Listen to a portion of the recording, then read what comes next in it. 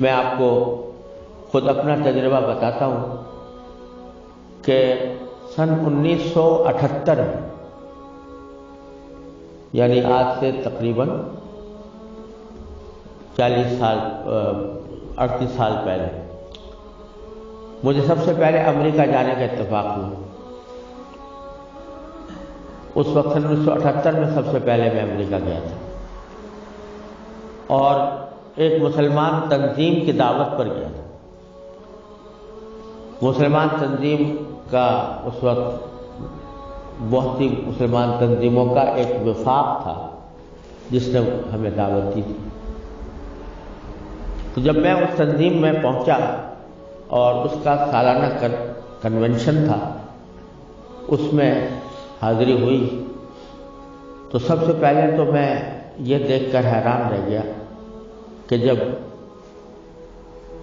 شام کو دعوت کا اہتمام کیا گیا تو اس میں کہیں دور دور حاضرین کے اندر اسلام اور دین کا کوئی شائبہ نظر نہیں آتا۔ خواتین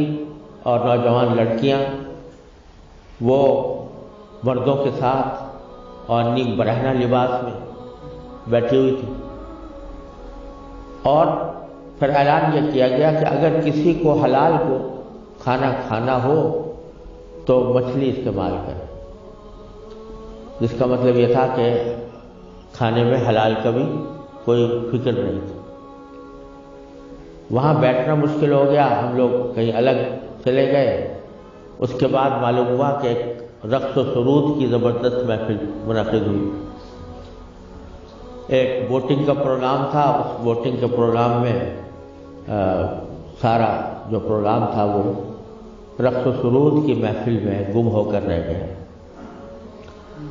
یہ سارے نظارے دیکھنے کے بعد جب مسلمان تنظیم جس نے دعوت دی تھی اس کے سربراہ سے میں نے شکوہ کیا کہ بھائی آپ نے مسلمان تنظیم ہے اور اس میں کہیں دور دور بھی کوئی شائبہ دین کا نظر نہیں آتا، تو آپ کیا کرتے ہیں، کس وجہ سے آپ نے یہ اجتماع منعقد کیا ہے؟ تو وہ لبنانی تھے وہ صاحب جن سے میں نے شکوہ کیا، تو اس کے جواب میں ان کی آنکھوں میں آنسو آنے لگے اور کہنے لگے مولانا آپ صحیح کہتے ہیں، لیکن یہ وہ قوم ہے کہ جس کے بارے میں بس ہم اتنا چاہتے ہیں کہ یہ کم از کم اپنے آپ کو مسلمان کہتی رہے۔ یہ اگر ہم یہ سمجھتے ہیں کہ اگر یہ صرف اپنے آپ کو مسلمان کہتی رہے تو یہ بھی ہماری کامیابی ہے، ورنہ اس کو اسلام سے کوئی تعلق رہا نہیں۔ ان کے آباء و اجداد کھانے پینے کی تلاش میں، تجارت اور معیشت کی تلاش میں یہاں آئے تھے، ان کو اپنے بچوں کی تعلیم و تربیت کی کوئی فکر نہیں تھی،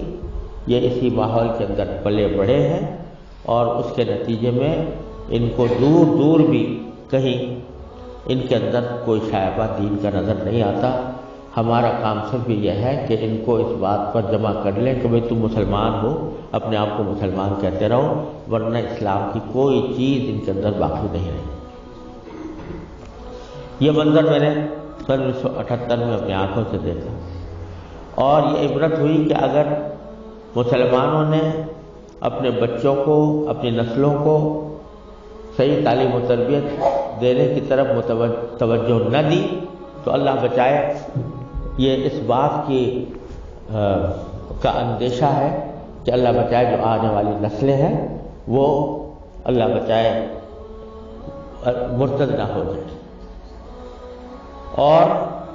اگر خدا نہ کرے ہماری اس بے توجہی اور غفلت کی وجہ سے ایسا ہوا کہ ہماری نئی نسلیں گمراہ ہوئیں، غلط راستے پر گئی، تو اس کا وبال ہمارے اوپر،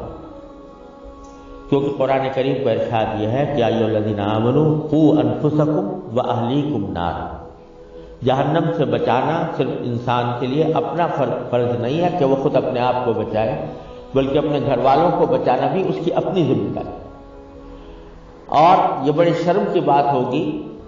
کہ ہمارے آباء و اجداد نے ہمیں اللہ تعالیٰ کے فضل و کرم سے ایمان اور اسلام کی دولت ورثے میں عطا فرمائی، اور ہم اپنی اولاد کو اللہ بچائے غلط راستے کے اوپر ڈالنے کے ذمہ دار بنے۔ اس سے زیادہ شرم کی، اس سے زیادہ نقصان کی کوئی اور بات نہیں ہو سکتی۔ لہذا یہ مسئلہ جس اہمیت کے ساتھ توجہ کا محتاج ہے،